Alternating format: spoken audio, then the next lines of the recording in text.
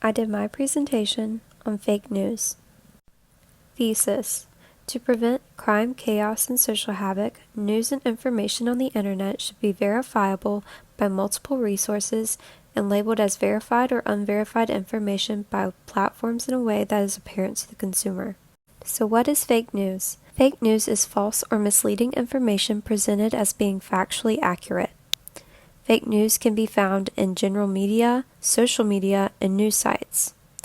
As social media has become more prevalent, the means of distribution of fake news has expanded. Research has revealed that 68% of Americans use social media to obtain information. Why is fake news a problem?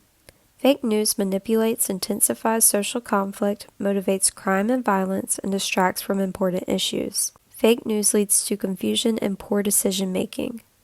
The graph shows that fake news has caused the majority of people a great deal of confusion.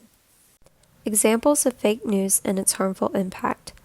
In this first example, high school student Nicholas Sandmann and his classmates were on a field trip at the Lincoln Memorial where they were confronted by Native American activists. When the incident was filmed and reported by CNN, they failed to report key details from the incident. Information from the media led those to believe that Sandmann was an aggressor, when in actuality, Sandmann and the other students were being taunted by the other protesters. The second example occurred in Charleston, South Carolina. The church shooting was perpetrated by a man named Dylann Roof, who took the lives of 9 innocent people. When Roof was questioned about his crime, he said that he did it because of the information he found on the internet. The site where Roof had gathered false information was based on the beliefs and ideas of white supremacists.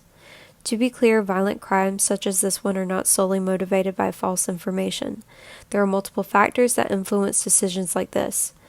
But there is a possibility that if this false information had not been so easily accessible, then maybe this crime would not have taken place. What about freedom of speech? Some may argue that regulating fake news would be intrusive and threaten protected forms of freedom of speech, such as satire and valid criticism. I also think that it is important to acknowledge that this is a multifaceted issue. Therefore, it is the responsibility of everyone to be cautious about the information they are consuming. So what should be done? I think we can minimize the impact of fake news by labeling items as verified or unverified information. This does not mean to delete the information, but warn the individual that what they are consuming might be untrue.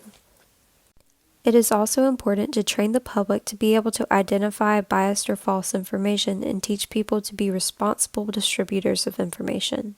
There also needs to be a system of checks and balances over news distributors. In order for this to be effective, checks and balances should not be self-governed. Consequences need to be enforced in order to deter the spread of false information. We as a society need to stop rewarding those who distribute false information. As of right now, revenue is earned based on clicks, so many distributors have stopped caring about whether the information is correct. They are just trying to get out the most polarizing stories as quickly as they can. That is why it is important to think twice before clicking on an article.